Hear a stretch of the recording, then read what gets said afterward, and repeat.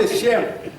When you wear that attire, mu lukuŋŋaana olukubiriziddwa omubaka wa munisipali y'Embale Jack Wamanga Omai, bakansala balumiriza ab'ebyekikugu obutateeka nsimbi ziva mu musolo gwa munisipali ku akawunti ezimanyiddwa kati kumpi emyaka 5.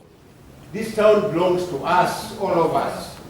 Okusinziira ku bakansala, omusolo oguva mu kutikka ebyamaguzi ogw'ebizimbe wamu n'ogwazi wooteeri tegulabikako. Beekobana n'ab'omusolo abasinga obungi. Omuntu ene badde awa obukadde 2 ng'omusolo amu emitwalo 5 nga ye ng'omuntu n'asasula ya 3.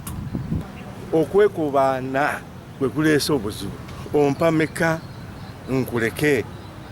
Mbuuziza meeya ne town clerk sente ziragawa ya sente ziveeyo ziyambe ekibuga okuyonja ekibuga kyaffe. Ndabe nti ab'Embale bagula emmotoka ezisolonza ebisasiro kubanga buli kiseera emmotoka zimenyeka mmotoka sinnungi naye sente ze bafuna local revenue ziragawa.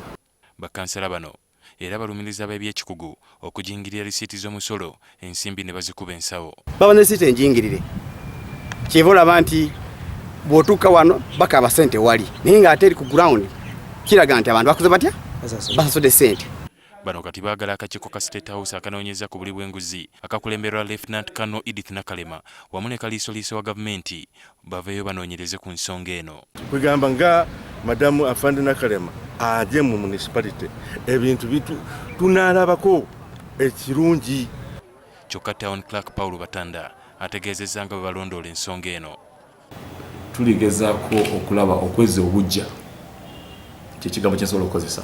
Twagala ebintu byonna ebibadde bikolebwa mu bukyamu abantu baffe betuyita ba political ne ba technical staff tudde ku mulamwa tutambule nga ebintu byonna byetukola bigendererwa kuyamba abantu baffe. Omubaka Jack Wamanga Omai ategeeza nga kino bwe kisannyalaza empeereza y'emirimu nga kati ne kasasiro takyayolebwa ekyongedde okuzza emabega ekitundu kyabwe. Abatunda ekibuga si kiyonjo, ekibuga kikyafu kirimu ebisasiro bingi, abantu bajjudde wona balinga boolaba mu katale ate nga kino kiri wakati w'ekibuga. Bo abamu ku batuuze betwogeddeko nabo bakubaganya empawa ku Kyambale okusuumusibwa okufuuka ekibuga ng'ekyali mu mbeera eno. Wano tosaanira kubeera site kubanga okusinziira ku ndabika gyerabikamu bintu ng'ebyo. Embale ebyo site tekigaana esobola okubeerawo naye ng'ensonga eno ntono nnyo esobola okukolebwako. Ebinya bitukiddeko naye swegi ewunya nnyo. Tetulya na kyamisa na swegi etuzimbye embuto.